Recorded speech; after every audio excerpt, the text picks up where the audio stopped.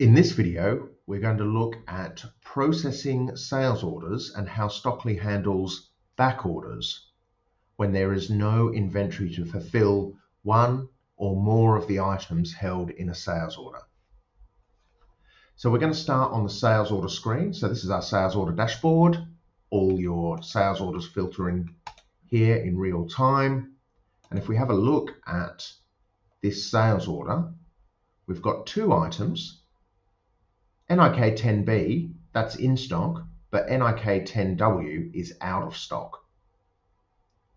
Now, when we process sales orders, we run fulfillment rules to assign the items to a courier, freight, or shipping service.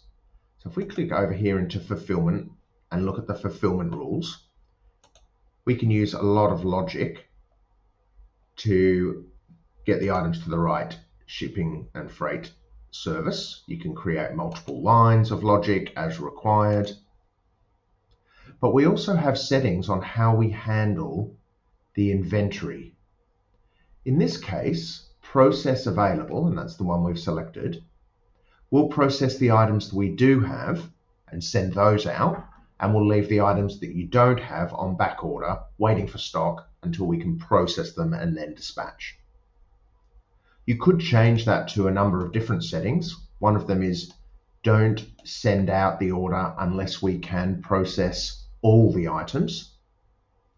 But this is down to your business logic and how you want to run things. So we've got this fulfillment rule in place for the central warehouse. So let's just jump back into sales orders, and we're going to select that order and we're going to run the rules. Now, once we've run the rules, you can see here that the item in stock will be processed. We'll create a goods out note. You can pick, pack, and dispatch that item. But this item, we don't have the inventory. This item has no inventory. So this will automatically be on our inventory warnings report, which we'll look at in a second. We'll create a purchase order from that, and then we'll wait for the goods to come in. Once the goods are in, we can then run these rules again and we'll process the orders and pick, pack, and dispatch. So let's apply the action.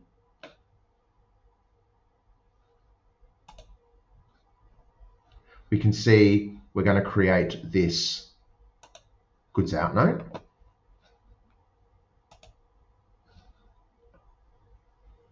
And if we have a look now at goods out notes, here is the goods out note that we've just created with the items to pick, pack, and dispatch. But we've got an item that's out of stock and we need to order it. So now we're going to come down to our inventory warnings report. This is going to show all the items that have fallen below the minimum inventory that you need. In this case, we don't hold stock of white 10 trainers, and we want to order them as and when we make a sale. This has automatically been added to this list. If there were multiple items, I could select all of them. I can filter by different locations, etc. And now we're going to run the rules to create purchase orders or indeed stock transfers. We handle the stock transfers in a different video. We'll just focus on the purchasing in this video. So I'm going to run these rules, and we can see that we're going to create a purchase order for this product. So we'll apply that. We've created this purchase order. And if we have a look in purchasing, we've just created a new purchase order, and it's for this item. Okay. Now we could set expected delivery dates, we could change the currency, we can add in other in their units of measure. But in this case, we'll just keep it simple We'll approve this and we'll submit it to our supplier.